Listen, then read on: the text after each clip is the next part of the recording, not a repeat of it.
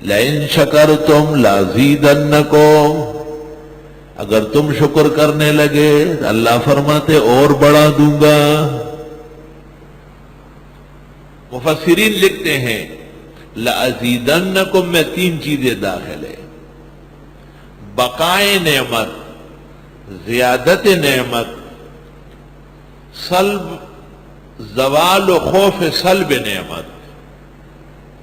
ہر خوشی اور ہر عزت کے تین خطرے ہیں، یہ رہے یا نہ رہے۔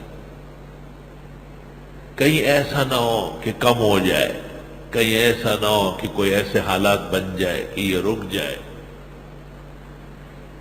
تو جو شخص شکر کرے، شکر کے معنی ہیں اس کے احترام اور اس کے تقاضوں کو پورا کرے، اللہ تعالیٰ اس کو تین عزتیں فوری عطا کرے گا۔ وہ خوشی، وہ عزت، وہ علم، وہ درس برقرار رہے گا۔ بقاء النعمت، صرف بقا نہیں ہے بلکہ زیادت النعمت، بڑھتا چلا جائے گا۔ فہم، وقت، مطالعہ، صلاح، فلاح، خیر و برکت، دعاؤں کی قبولیت، نجابت سب بڑھتی جائے گی۔